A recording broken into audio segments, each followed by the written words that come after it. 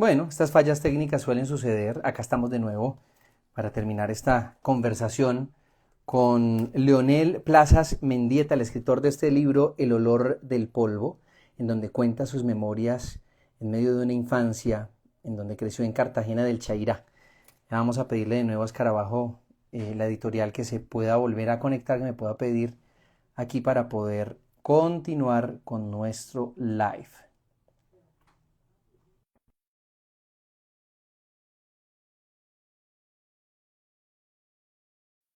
Vamos a ver entonces. Hola, mi amor, vete a dormir. Descansa, papi. Espérate, estoy en vivo, mi amor. Se fue la señal. Ve a dormir, papi. Ay, espérate, están entrando. Vamos a ver si ya nos vamos a conectar de nuevo para poder entrar a esta conversación. ¿Todavía no estás en live? Sí, estoy en el live en este momento. Ya las personas están conectándose, pero no he podido enlazarme con la editorial. Es un hombre, pero porque es la...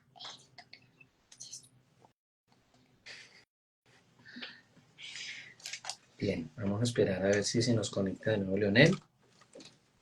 Leonel Papi, Messi. voy a acostarte a mí, pues. Leonel Messi. Descansa. Leonel A ver, Leonel Messi. Y les voy a decir algo. Tiene mucho que ver el nombre de Leonel, de este escritor, con el jugador de Argentina. Ya se van a dar cuenta por qué. Vamos a esperar a que se nos conecte. Hola Natalia, ¿cómo estás? Edwin, Camito Torres, Álvaro, Patricia, Camilo. ¿Qué más, Camilo? Saludos hasta Cali. Bueno, esperemos a ver que se nos conecte, a ver qué podemos hacer. Ya lo invité.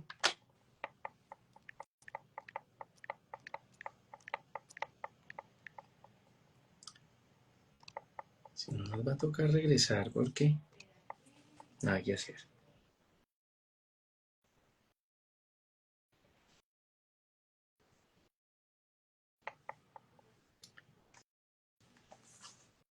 Perfecto. Estamos ahí de nuevo. Qué pena que con las cosas técnicas se nos cayó Esto la red. pasa en los mejores canales de televisión, no va a pasar aquí. Vale, listo. Pide, Gracias. pídele a quien nos está ayudando que te centre bien en el plano para poderte ver mejor, que estás como hacia un lado, porfa. Eso, muchas gracias. Bueno, gracias. Estábamos hablando, es el tema de la violencia y de cómo, de alguna otra manera, en el que creciste, pues se naturaliza ese tipo de violencia, se normaliza, digamos, que tú veas un muerto un día y al otro día veas otro y escuches ráfagas de fusil, en fin. Y ya me estabas contando de, pues, en medio de toda esta adversidad, hay niños creciendo. Hay niños inocentes que no entienden quiénes son buenos o malos, porque de hecho acá lo nombras, en donde eh, una persona del ejército les pregunta a ustedes que si han visto a la guerrilla. Yo no sé, todos son verdes, todos se visten igual, yo no tengo ni idea.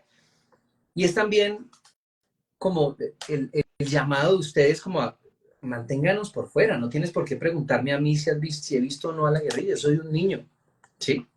Sí, sí, claramente, o sea, yo creo que está el hecho de que a los niños terminan involucrándolos en la guerra, ¿no?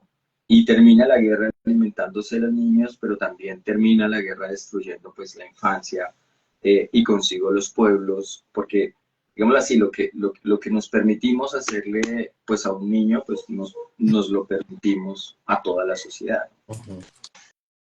¿Qué alternativas, Leonel, tenían los niños o adolescentes que crecían en Cartagena del Chairá?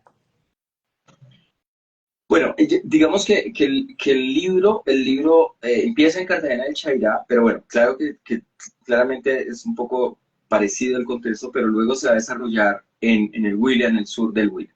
Pero allí, digamos, las alternativas eran pocas porque claramente no había oferta del Estado en términos, o sea, no habían espacios culturales, no había capital cultural para los niños, ¿cierto?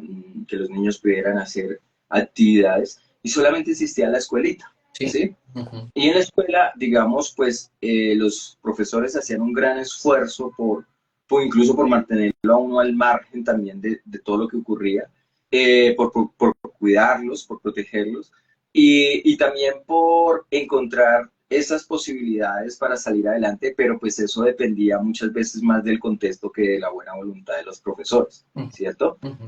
Entonces claro, la oferta se reducía a tú aprendes a trabajar en el campo, ¿cierto? Para hacerte campesino, que está muy bien, pero digamos, no había la posibilidad de estudiar un colegio, una carrera técnica, una cosa más allá, que a uno le fortaleciera eso, por un lado. Y por otro lado, entonces, todas las cosas que a uno le pudieran interesar, porque a los niños les interesa mucho el arte, les interesa mucho el cine, les interesa mucho todo, Sí.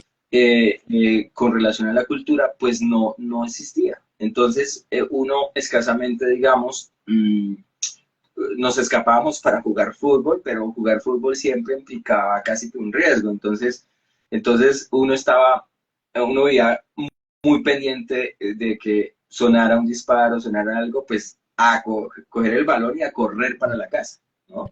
Pero incluso pues también por eso había muchas restricciones de nuestros padres y de nuestras madres. Era porque existía siempre el peligro de que una bala, de que una pelea, de que algo pudiera eso. Entonces, nosotros nos refugiábamos, digámoslo así, de pronto en el fútbol como juego, como pura diversión, pero también nos refugiábamos mucho en los cafetales, a jugar en los cafetales o a jugar eh, en las quebradas, ¿no? En las quebradas nos encantaba ir a hacer charcos, le llamamos a hacer charcos, tapar las quebradas o generar bloqueos a la quebrada para que subiera el agua Ujú. y allí pudiéramos bañarnos. Y eso era absolutamente fascinante, o sea, era como el momento de mayor libertad para uno, Ujú. al medio del agua y al medio de todo esto, ¿cierto? Entonces la oferta, pues era tú terminas de estudiar y te vas a tu finca a tratar de tener un cultivo, Ujú. te, te vas a un grupo, ¿no? Te vas te vuelves digamos, un obrero muy tempranamente, ¿cierto? Como sigue ocurriendo aquí en esta ciudad y en el país para los niños y jóvenes, o te vas del pueblo, ¿no? O Te vas del simplemente te pueblo unes, porque no claro, hay futuro posible allí. claro, simplemente te unes a las filas de los diferentes grupos armados. Es más, ¿no sentías en algún momento de tu infancia ese temor de cumplir 12, 13 años porque de pronto podrían reclutarte de manera forzada? Eh, yo creo que era un miedo palpante en todos, Ujú. ¿sí? Era un miedo, pero también no solo de manera forzada, sino que también a veces, digamos, tampoco había mucho futuro más allá, o sea, incluso podría ser, eh, o sea, te vienen a reclutar incluso, porque en ese momento hacían barridas también, ¿sí? El mismo ejército, o sea, iban a los pueblos a reclutar a los niños que estaban prontos a cumplir los 18, que están 17, 18, de una vez los iban y los sacaban en camiones y los dejaban de una vez prestando servicio militar. Entonces, no era solamente el grupo, Ujú. sino que las opciones en términos educativas, en términos de todo eso, no existían, digamos, más allá de un bachillerato. Y como no existe, y todavía no siguen Tú que existiendo, fuiste, fuiste viendo qué iba pasando con tus hermanos y con tus hermanas. Tú me contaste sí, que ellos se iban, algunos se muchos se fueron para fueron. la guerrilla, otros se fueron para los paramilitares y otros, digamos que prestaron servicio en el ejército, ¿cierto? No, en nuestro caso, todos se fueron muy temprano, a los 12 años, 10, 11 años, y unos más adelante terminaron involucrados, digamos, uno que terminó asesinado en medio del conflicto. Eh, digamos, desde muy pequeño, sí, sí, sí, digamos, porque también había mucha presión, tanto familiar como social. Entonces, un joven que se iba a los 11, 12 años, pues para salir adelante ganándose un jornal, que no le pagaban nada, que lo explotaban, que eso. Entonces, en algún momento, uno de mis hermanos que fue asesinado en el marco del conflicto, él decide trabajar, ¿no? Trabajar con la coca, y luego termina pues involucrado, digámoslo así, en todo este conflicto. Pero es un hermano que digamos que no lo volvemos a ver y que nos enteramos luego lo que ocurre, ¿no? Porque, digamos, también las familias se cuidaban mucho de precisamente, incluso eso generaba pues mucho estigma. Entonces las familias él no, por ejemplo, él no iba nunca a la casa, nunca, o sea, apareció luego, y nos enteramos luego de que había sido asesinado.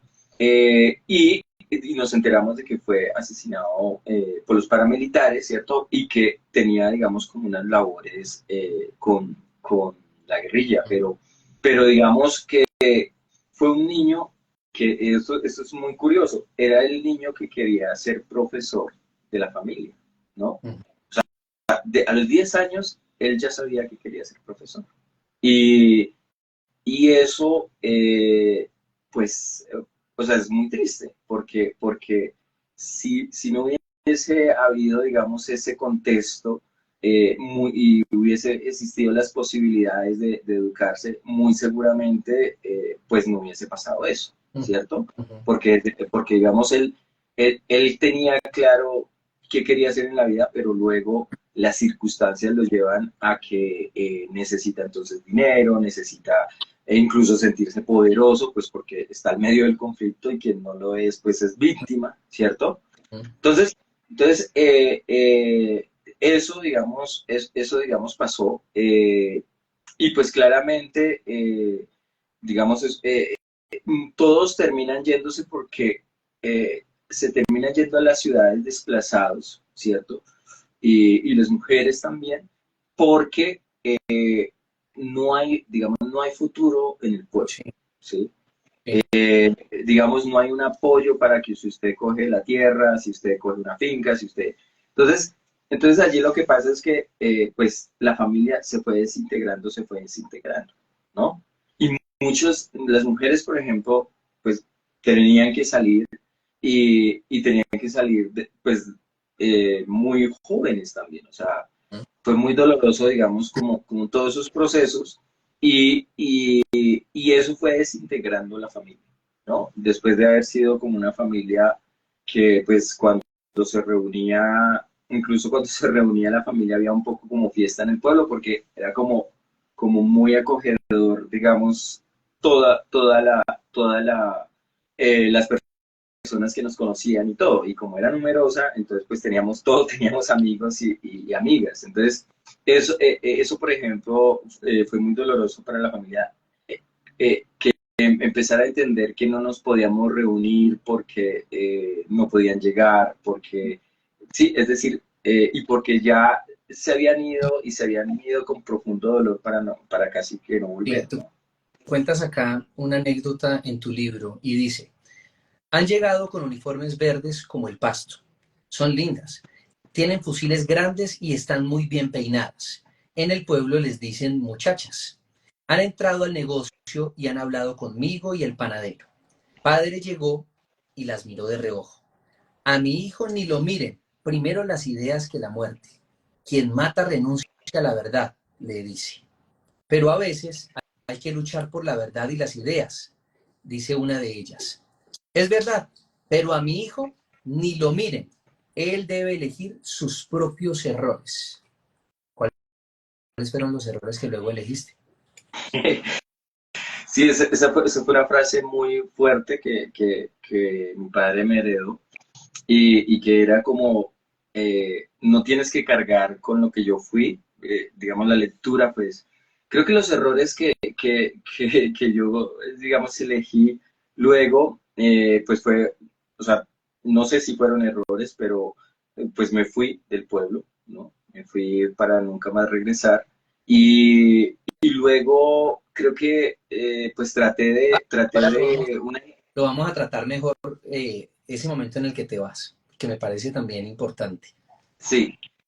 Entonces yo creo que, o sea, que es ese mensaje que deja allí y que me deja mi padre es, no tienes que cargar con esta violencia incluso, Ujú. ¿no? Porque le está hablando a las guerrilleras, no tienes que cargar con esta violencia, no tienes que cargar con lo que yo he sido, ¿cierto? Sino que usted tiene que elegir sus propios errores, ¿no?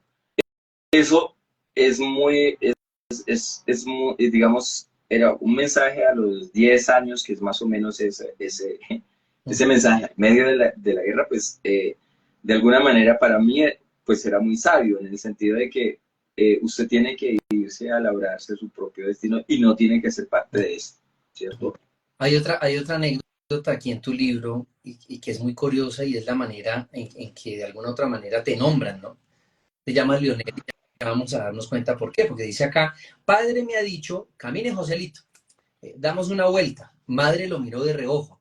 Padre sonrió, me tomó de la mano. Yo creí que íbamos a tomar café con bizcocho donde doña Rita.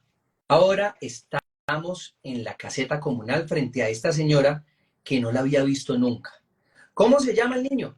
Padre le ha dicho, vengo a registrar a este muchacho. ¿Cómo es que se quiere llamar? Pregunta padre. No sé qué decirle. ¿Me llamaré Alex, como dice la maestra? ¿Qué dirá madre si me llamo Gaddafi, como quiere padre? Leonel, como el jugador de fútbol, digo. Padre hace una mueca. ¿Le pongo así? Dice la señora. Ella no sabe que padre cumple lo que dice. Sí, colóquele así. Vamos, Leonel, dice fuerte padre. Algo se ha quebrado entre nosotros. Padre no sabía que veo fútbol. Tú elegiste tu nombre, elegiste llamarte Leonel. Sí, eso es una historia a partir precisamente de las ideas ideológicas de mi padre y de una discusión con mi madre. Es que mi padre escuchaba Radio Habana Cuba, claramente, y le gustaba mucho los nombres árabes, ¿no? Porque se hablaba mucho del Medio Oriente, de todo eso. Entonces él quería llamarme Gaddafi, pero entonces mi madre le dijo, no le vayan a colocar así al niño, o sea, ni por nada del mundo. Entonces mi padre dijo, para saldar y para de alguna manera salir avanti, dijo, pues él va a elegir su propio nombre, ¿sí? Y eso se podía, digamos, en zonas como, en ese entonces, como Cartagena de Chairá o como el pueblo en el sur del Huila, porque precisamente como no había tanta presencia estatal, un niño fácilmente pues no lo registran cuando nace, sino cuando va la registradora o cuando mandan un delegado cada 3 meses o cada mes. Entonces, digamos que bajo esa idea, él dijo, usted se tiene que llamarse a sí mismo, ¿no? Entonces, antes te llamas Joselito. Entonces, antes él me decía Joselito, Uh-huh. ¿no? Él me decía Joselito porque no tenía nombre. Y en el colegio me decían Alice. Entonces, claro, en el pueblo había solamente un televisor y pues de alguna manera existían todos los tabúes frente a la televisión también, ¿no? Como que, y más aún frente al fútbol, porque era como, digamos, mi padre era alguien conservador en su mentalidad, pero también para él lo más importante era enseñar a trabajar a las personas, ¿no? Que usted tuviera un oficio, ¿no? Y en ese sentido, pues él no sabía que que yo veía fútbol, yo me escapaba a ver fútbol. Entonces, que yo decida llamarme como un jugador de fútbol, fue como, entonces ahí está la primera ruptura y ese tal vez fue el primer error a propósito de la anterior pregunta, ¿no? Uh-huh. Porque yo te arrojo a la libertad, tú puedes nombrarte como quieras, pero claro, él descubre pues que yo elijo un nombre que pues que no tiene nada en Uh-huh. relación frente a lo que él piensa, ¿no? Entonces tal vez allí empiezan los errores. Eh, eh, y, Sí. y pues fue también luego entendí que fue mi primera relación como con el lenguaje fuerte en el sentido de que yo sentía o sea, que entendí de que la palabra se podía utilizar para apropiársela para decir algo, para uno, ¿no? Y en ese caso era mi nombre. Creo que eso fue sumamente bello y a la vez fuerte porque, como dice, algo se ha quebrado entre nosotros. Es decir, yo elijo la libertad, pero la libertad es no necesariamente lo que mi padre quiere. Claro, tú hubieras preferido también, como a todos, que nuestros padres hubieran pensado, que tus padres hubieran pensado en tu nombre como algo importante, como algo, digamos, de valor y significativo para ellos también, pero terminaste tú llamándote como en ese momento te preguntaron, ¿cómo quiere llamarse? Lionel como el jugador de fútbol. Hay otra anécdota entre las muchas que hay aquí, unas son pues como un poco curiosas como esa de tu nombre y otras son un poco complejas como esta que voy a leer. Hoy se fue el ayudante de panadería que padre trajo para que aprendiera. Solo duró una semana. Yo quería que se fuera. Desde la primera noche que durmió en casa, yo tenía miedo. Me dijo que me acostara con él. Dijo que éramos como hermanos. Pero cuando estaba durmiendo, me tomó de la mano y la metió entre su ropa interior. Grité, mamá. Pero mamá solo me respondió, duérmete, duérmete, Sute. Volvió a cogerme la mano y grité otra vez, padre me regañó. Me cambié de cama y no pude dormir ese día. Ujú. Madre me riñó porque no dejaba dormir. No sé todavía cómo decirle por qué estaba asustado. Después le dijiste por qué estabas asustado esa noche, Leonel. No, es que existían precisamente, en ese momento existían esas incomunicaciones, ¿no? O sea, esos tabúes y pues realmente también no se sabía cómo expresar eso, ¿cierto? Uh-huh. Lo cierto fue que de todas maneras la reacción para mí fue, digamos, yo sí entendí que algo allí no estaba bien, ¿cierto? Uh-huh. Y eso, y la reacción y el hecho de alejarme me permitió, digamos, que eso no pasara a mayores, ¿sí? Uh-huh. Pero claro, no existía, pero además porque en este tiempo no se le creía de todas maneras al niño, ¿no? O sea, no era que yo sintiera que no me fueran a creer, pero no, el niño todavía no tenía de todas maneras esa voz que hoy puede tener, Uh-huh. ¿cierto?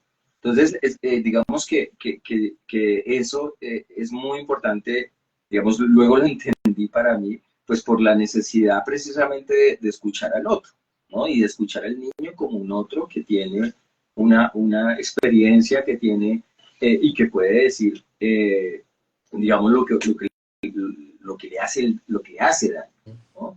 Entonces, digamos, esa experiencia, pues fue una cosa muy fuerte y pues sencillamente quedó allí, ¿no? Como esa imagen digamos, de lo incomunicable, ¿no? Uh-huh. Dices algo muy bonito en tu libro y, y es esta frase de un poema que saqué de aquí y es como terminas tal vez también este libro, el último poema. Dice, ve y dile, hijo, que sabemos que hemos nacido, porque también fue una historia que nos contaron. ¿Qué historia te contaron a ti? Sí, pues yo creo que una de las cosas que me llevó a escribir y que me llevó a esto fue precisamente todas las historias que se escuchaban en el pueblo, todas las historias que mi padre me contaba, pero también todas las historias que nos tocó vivir, ¿no? Y entender eso, después de haber escrito el libro, entenderlo incluso como ya académicamente, si se quiere, como intelectualmente, es que en últimas las historias de nuestros muertos, ¿sí? Las historias de estos, ¿de quiénes hablan de nosotros, Uh-huh. ¿no? Hablan de lo que hemos sido. Y eso, digamos, fue uno de los resultados de haber escrito el libro y es lo que hemos sido, lo hemos sido en esas historias de quienes ya no están o de quienes han posibilitado para que estemos aquí, ¿sí? Entonces, pues las historias, claro, yo me crié con las historias de mi padre, de mi madre también, y del pueblo, ¿no? Lo que pasaba en el pueblo, uno lo escuchaba y esas historias, pues muchas veces realmente son las que nos constituyen, pero también son las que nos enseñan, las que nos determinan como, no determinando, pero sí dando elementos para seguir adelante, ¿no? Ujú, ujú. Aquí dices en tu libro, y te tocó asumir, digamos, muchas responsabilidades desde muy chiquito. Dice, a padre no le gustaba que juegue. Dice que el juego es para los desocupados. Si me ve jugando fútbol, me trae a fuete con el lazo de los marranos. Muestra también la manera en que fuiste criado, ¿no? Tú hubieras preferido tal vez estudiar, pero tu papá no quería que dejaras de trabajar. ¿De dónde te salían aún esas ganas por estudiar en medio del pueblo en donde vivías? Yo creo que pues fue mucho la relación con el colegio, con la escuela. Creo que tuve una maestra, recuerdo, y un maestro como en tercero o cuarto, que, o sea, que que nos daba elementos, nos daba lecturas, nos daba así, pero también, digamos, había una relación un poco contradictoria allí en relación con la figura del padre, porque a mi padre le gustaba mucho leer, ¿cierto? Ujú, Sin embargo, él sentía como alguien que había sido muy pobre, o sea, mucho más pobre que nosotros en su niñez. Él básicamente fue un niño, digamos, desde muy chiquito, súper explotado, y lastimosamente nosotros luego terminamos repitiendo esa historia por el ujú, conflicto. Pero entonces él tenía mucho miedo de que no tuviéramos las herramientas para sobrevivir, ¿sí? ujú, Entonces, entonces creo que eh, para mí habían como dos escenarios. Yo entendía que tenía que saber trabajar, yo entendía que tenía que trabajar, pero yo quería estudiar, ¿sí?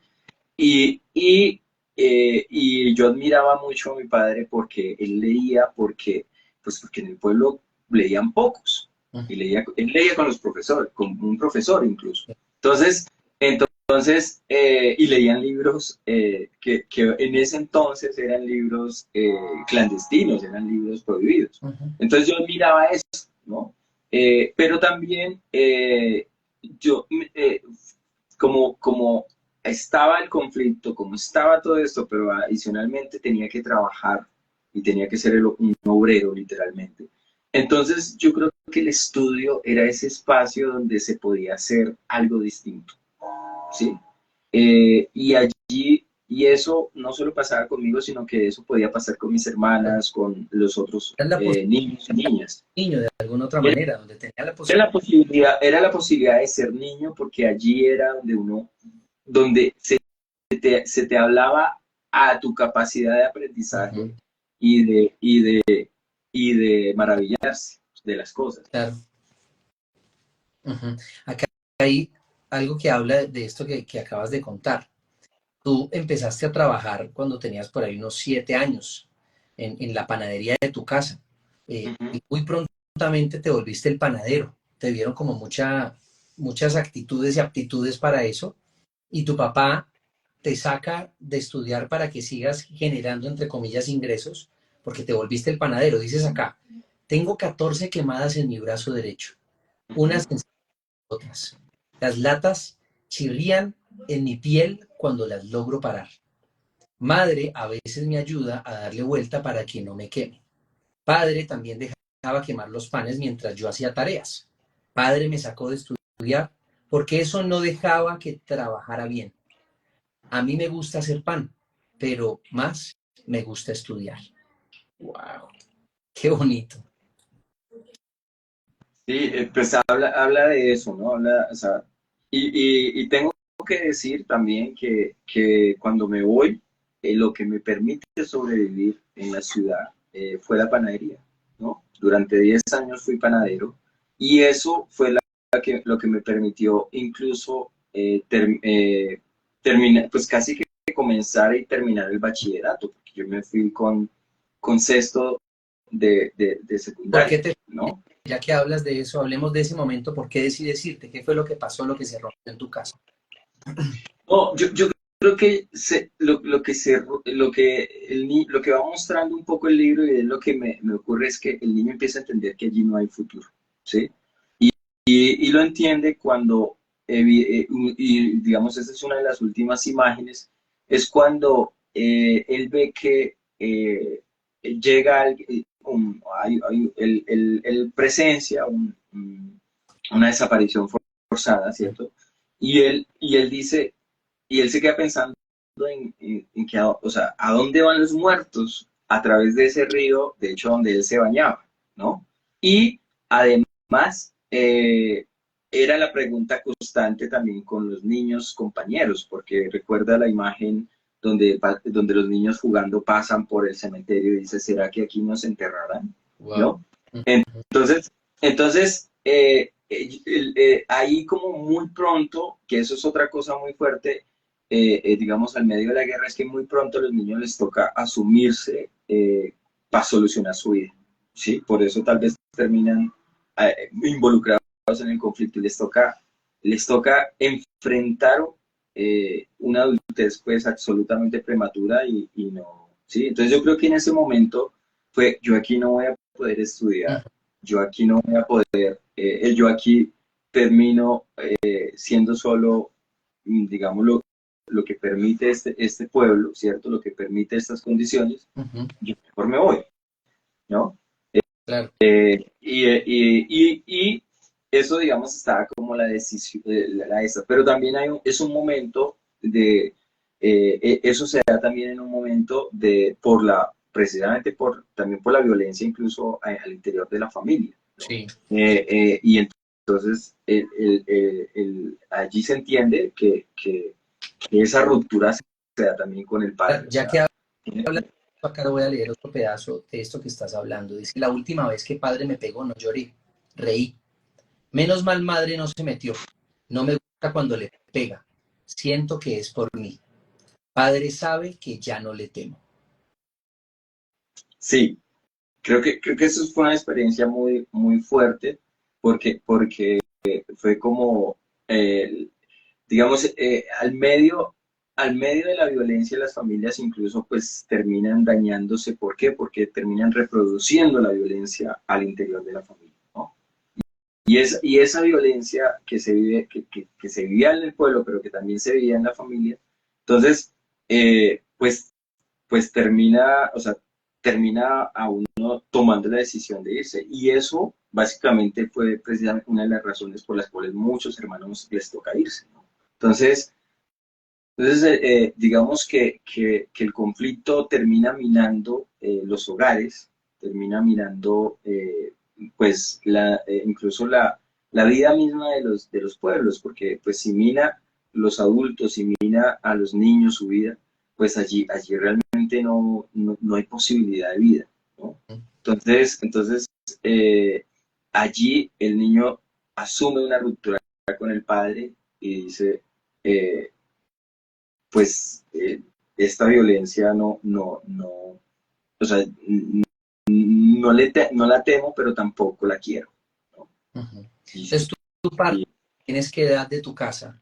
Después de que tu papá, digamos que descubren, un profesor descubre que además de tenerte trabajando sin estudiar, él no te da ni un peso. sí, hay una cosa, y también eso, digamos, hay que entenderlo en el marco de la carencia, ¿no? Sí. A los pobres muchas veces les toca casi que convertir en mano de obra barata a sus hijos, ¿sí? Pues porque los ingresos de uno solo no bastan, ¿sí? Y eso ocurría, o sea, eso ocurre mucho, nos ocurría y teníamos que trabajar porque los ingresos no alcanzaban. Y en este caso, digamos, pues, y eso se presta también para que haya explotación, ¿no? Para que haya, pues, que los niños tengan que responder básicamente por una parte de los ingresos de la casa, ¿no? Entonces, pues, este maestro de panadería que va y se da cuenta de eso y lo dice públicamente, digámoslo, en una cena, fue muy fuerte porque fue como, ojo, porque tal vez afuera las cosas sean distintas, ¿no? Y de todas maneras, no lo fue así porque pues para poder sobrevivir tuve que ser obrero de los 12 años, o sea, además de lo que ya había habido, hasta, hasta la fecha, ¿no? Entonces esto, está esa dicotomía de la pobreza, de la violencia, de la explotación, de la infancia sin posibilidades. Sí.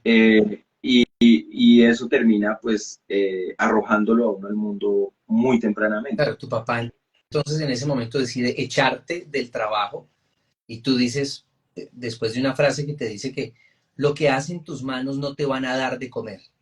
¿Cómo Sí, esa es una... la frase que te dice tu papá la relación con él de ahí en adelante? Porque ese es el momento en que tú decides irte de tu casa. Sí, eso, digamos, es muy fuerte porque yo era un panadero, ¿sí? Y como era un panadero, claramente él lo decía, pues, por el disgusto del momento, porque quería, digamos, asustarme, si se quiere, Tenerte, para, tenerte. para que yo siguiera allí. Ya me había empezado a pagar un poco, pero digamos, pues estaba todo el tema de estaba esa dicotomía entre ser el patrón y ser el padre. Y pues si eso se junta, al medio del conflicto, eso puede ser una combinación muy, muy, muy peligrosa para los niños, ¿no? Entonces esto, esa ruptura fue y tiene que ver ya con la escritura, ¿no? Y es que yo paso de ser panadero a escribir, ¿sí? Es decir, lo que yo había aprendido con las manos era lo único que me podía dar de comer, ¿no? Ujú. Y él me metía terror en ese momento allí, ¿sí? O sea, él sabía perfectamente que yo entendía que sabía hacer cosas con mis manos y que eso podría sacarme adelante, ¿no? O mejor dicho, posibilitarme en la Ujú. vida. Y cuando te vas, ¿para dónde te vas? ¿Qué es lo que haces? No, Coges tus cosas. me voy a vivir, me voy ¿Dónde? a vivir solo en Eiva. En unos momentos de mi vida, algunos hermanos que ya están mayores me ayudan, pero en general, digamos, me voy a vivir solo y encuentro trabajo como panadero. Muy pronto encuentro trabajo como panadero y es lo que me va a permitir A sobrevivir los dos, eh, ¿cierto? a los 12, 13 años, sí. Incluso, digamos, en la panadería yo ingreso como latero, porque pues no creían que un niño a los 13 años era panadero, ¿sí? Entonces me recibieron en una panadería como latero. Dijeron, venga a limpiar latas. Y al mediodía el panadero central de la panadería me dijo, venga, le enseño a hacer pan. Y pues él no sabía que yo sabía. Entonces yo llegué y me puse y me dijo, no, pero si usted ya sabe. Entonces quédese aquí en la mesa moldeando pan. Y pues me volví, digamos, ese panadero de ahí y duré pues casi hasta los 15 16 años Estamos allí hablando de Neiva y Huila. en Ibahuila, sí. Toda mi juventud la paso allí, entre la adolescencia e iniciando la juventud la paso Y a allí. los Eh, te vas a vivir solo. ¿Cómo fue ese momento de vivir con tantos hermanos, de crecer en medio de situaciones adversas, pero por lo menos con familia, al tenerte que ir a vivir solo, a trabajar tú mismo y además tú mismo, porque la tía Marta es la que te impulsa a terminar tus estudios, tú mismo te pagas con lo que haces en la panadería, los estudios en la nocturna y terminas de estudiar tu bachillerato. sí, digamos, fue muy fuerte, porque claramente, digamos, la vida del pueblo no solo implica estar al medio de la familia, sino estar al medio de la gente, estar al medio de la comunidad, pese al conflicto, pese a todo, ¿cierto? En un pueblo los niños se crían mucho más con la comunidad. Uh-huh. O sea, se crían gran parte con la familia, pero la comunidad termina ayudando a cuidarlos, termina ayudando a criarlos, Uh-huh. ¿sí? Porque allí aprenden cosas, porque los cuidan, porque todo. Pero ya en la ciudad, pues estás absolutamente solo, ¿no? Y eso fue una cosa muy fuerte. Yo recuerdo, o sea, imágenes, digamos, de ese momento que básicamente llegaba a, tenía, digamos, recuerdo como el primer mes que llegaba y tenía solamente un colchón, ¿no? O sea, pagaba una habitación y solo un colchón. Y pues era, o sea, en algunos momentos me ponía a llorar simplemente, Claro. ¿no? O sea, tenía trabajo, estaba sobreviviendo, pero no había nadie. Eras un niño.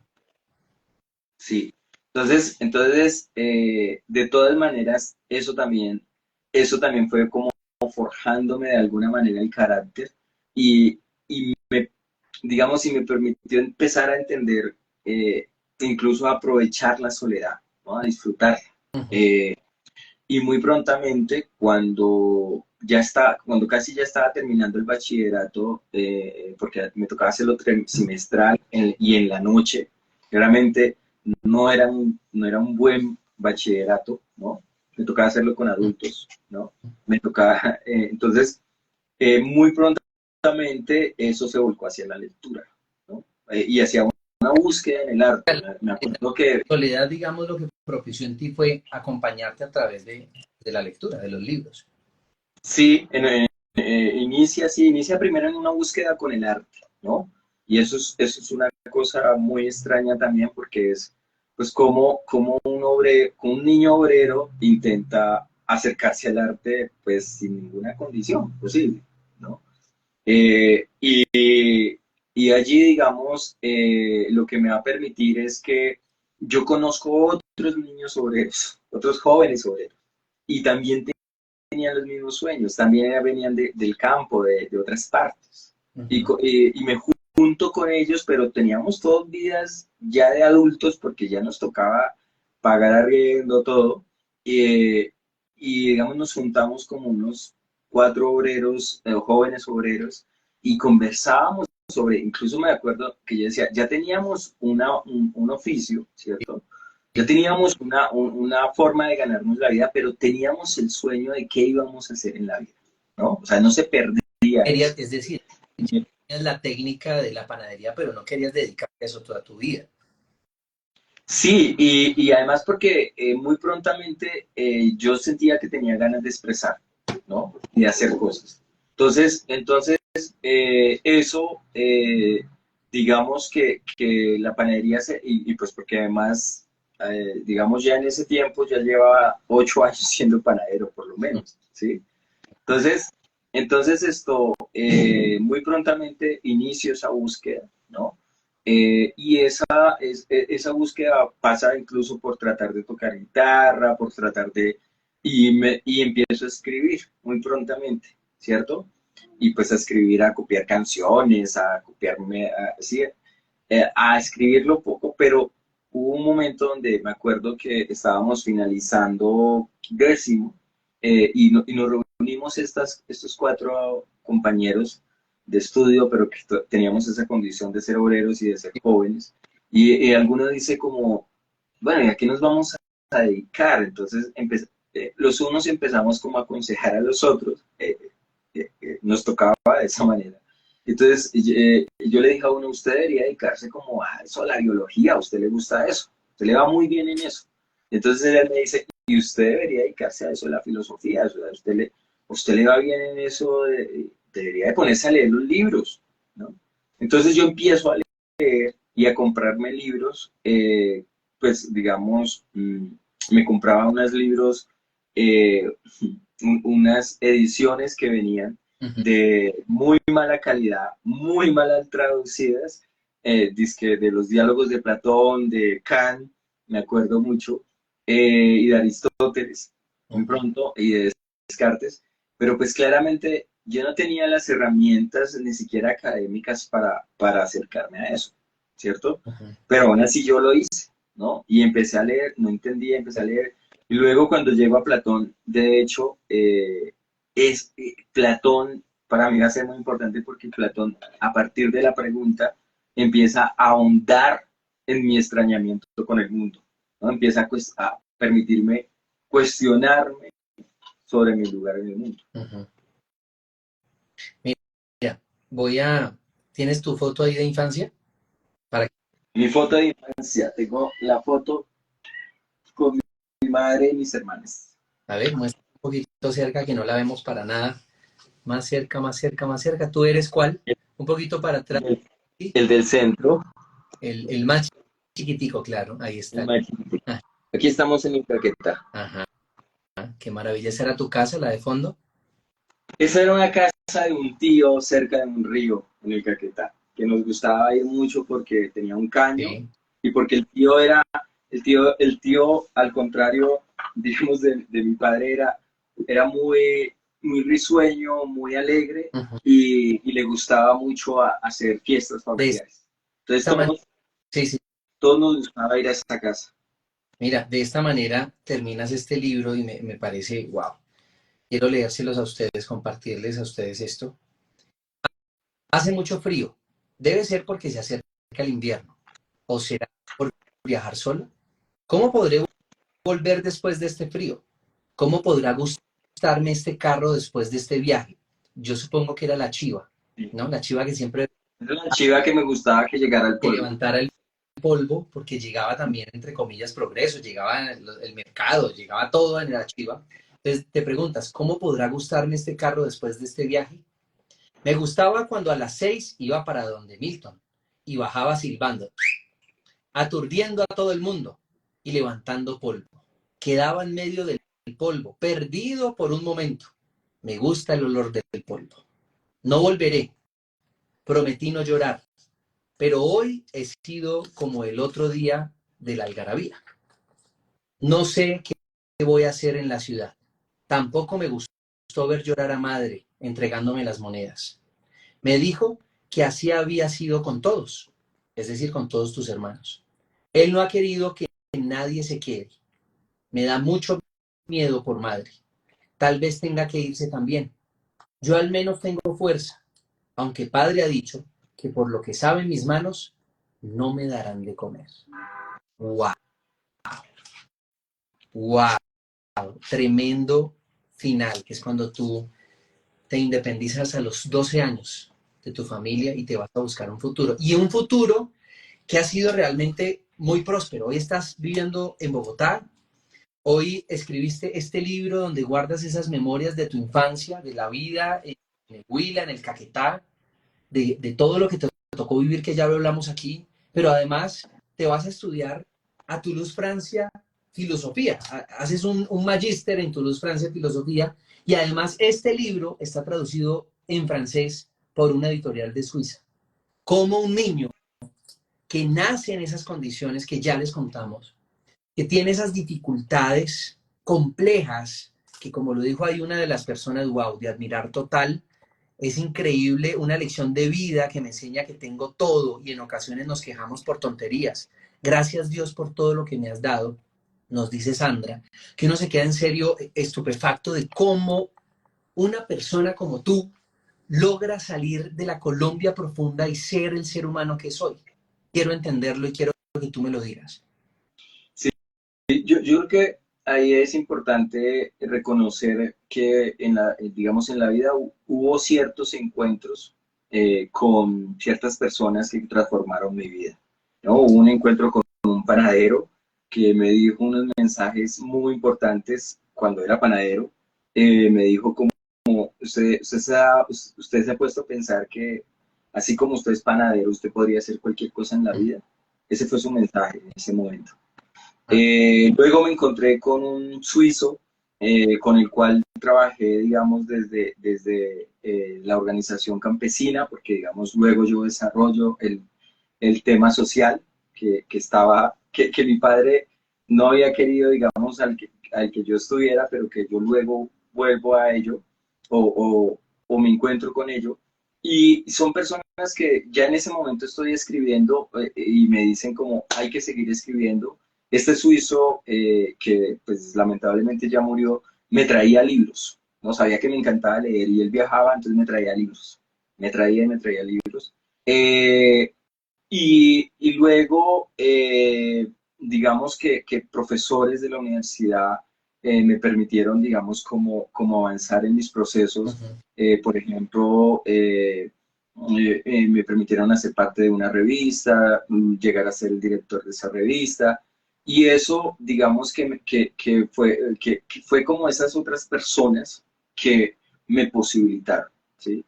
Es importante decir eso, o sea, los niños, los jóvenes no salen adelante por sí solos, ¿sí? Salen adelante si una comunidad, si alguien los ayuda. Y lo digo así y porque, por ejemplo, uno de los personajes que es Jaime, que es uno de mis amigos queridos de la infancia, que yo digo allí que nos defiende y que todo era el más grande. A mí me ocurrió algo muy fuerte con Jaime, porque después de muchos años, yo estoy saliendo de la universidad de estudiar y cerca quedaba una galería. Y en esa galería, ese día, o sea, ese día había disturbios porque querían sacar a los vendedores ambulantes, ¿no? Entonces yo iba por ese lado caminando y cuando empiezan a estallar las aturdidoras y todo esto y los gases, yo empiezo a correr y en una esquina llego y me estrello con alguien. Y con quien me estrello es con Jaime.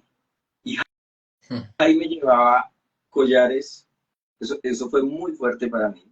Llevaba collares, llevaba cosas para vender. Era un vendedor ambulante. Y él era casi que mejor estudiante que yo. Wow, era mejor estudiante. ¿Sí?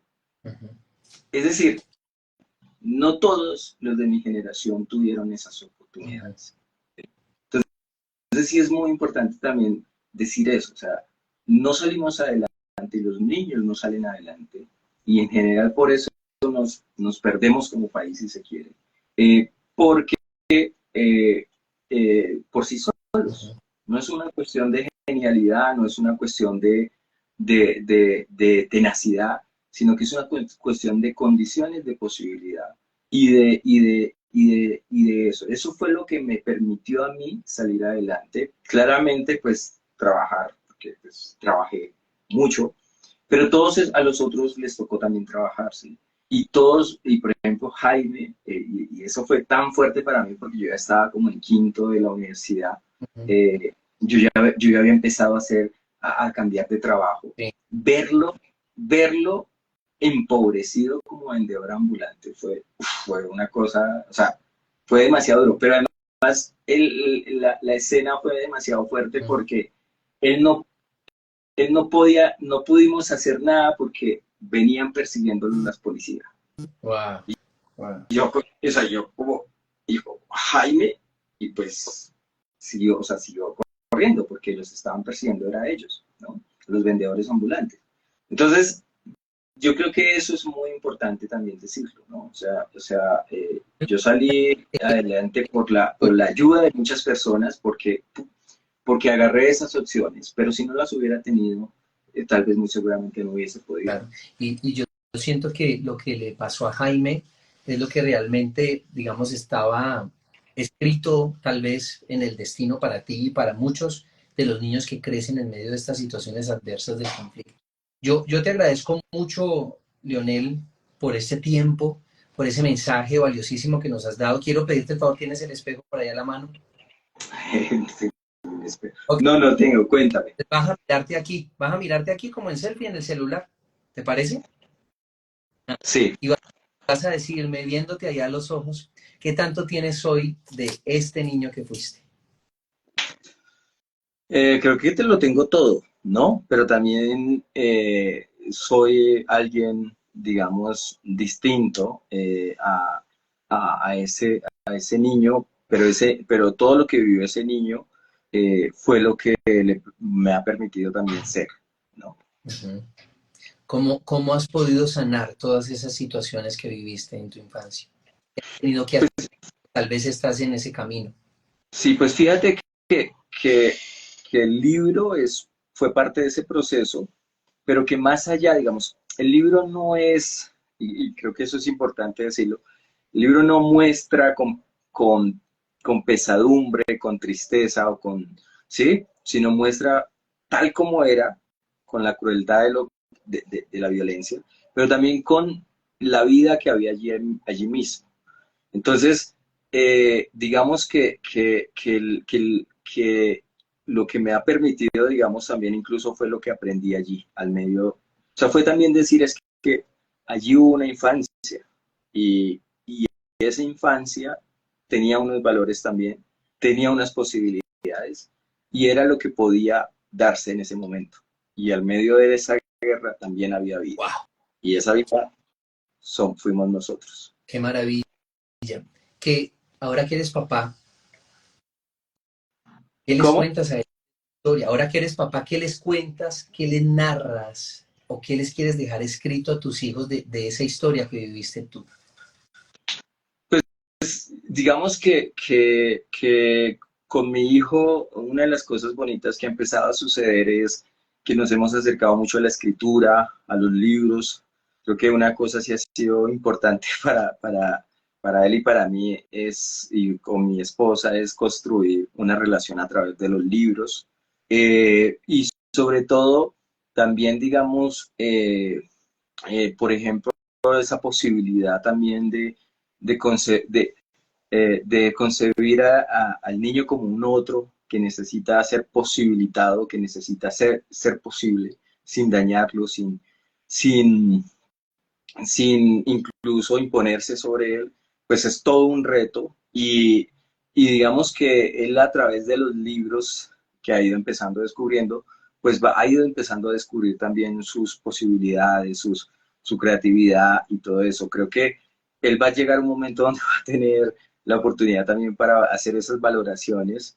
Y es curioso porque alguna de las personas que cuidaba a Joaquín en algún momento le leía capítulos del libro a Joaquín hace unos días y le leía, por ejemplo, los capítulos sobre los mitos, sobre la bruja que aparece allí y a él le encantaba ese capítulo, ¿no?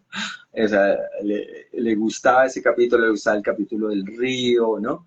Entonces esto, pues digamos que no quiero, digamos, como saturarlo de esa manera, pero sí tratar de ofrecerle las posibilidades para que él sea y que encuentre, eh, digamos, sus propios errores como al medio de la adversidad me enseñaron a mí. Gracias por tu historia de resiliencia, gracias por tu historia de transformación, gracias por perdonar, gracias por mirar al frente, por levantar tu cabeza, por ponerte metas ambiciosas, gracias por ser ese niño que todos quisiéramos de alguna otra manera que no existieran esas vivencias en la infancia, de alguna otra manera. Somos privilegiados todos los que estamos aquí. Tú también te convertiste en un privilegio y sé que estás generándole ese privilegio a tu hijo. Muchas gracias por este encuentro, viejo Leonel, como el de Messi.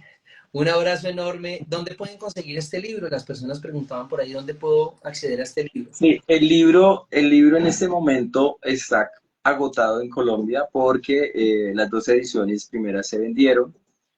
Precisamente se está traduciendo al griego y va a salir el otro año en Grecia, entonces vamos a tener la posibilidad de presentarlo el otro año en lo posible en la Feria del Libro nuevamente y vamos a sacar una edición pues mucho más bella que estaremos informando y que esperamos tú nos colabores también para informar Por supuesto. que se va a divulgar. Mira lo que dice acá uno de los escritores que puso acá su impresión que le dejó el libro. El olor del polvo conmueve al lector por su fuerza de imágenes. Conmueve porque poesía y narrativa hacen unidad. Su fuerza proviene de la voz de un personaje que siente sobre su cuerpo y su vida que apenas crece. El desgarre permanente de una sociedad que no sabe que está enferma. Muchas gracias, Leonel. Un abrazo y saludos a la familia. Gracias a ti, Estar José conectados. Fernando, a todas las personas que nos acompañaron por la generosidad de su tiempo. Y bueno, espero luego poder compartirles el libro. Yo creo que más seguramente en la Feria del Libro de Bogotá. Y muchísimas gracias por su tiempo y que tengan una feliz noche. Chao, Leonel.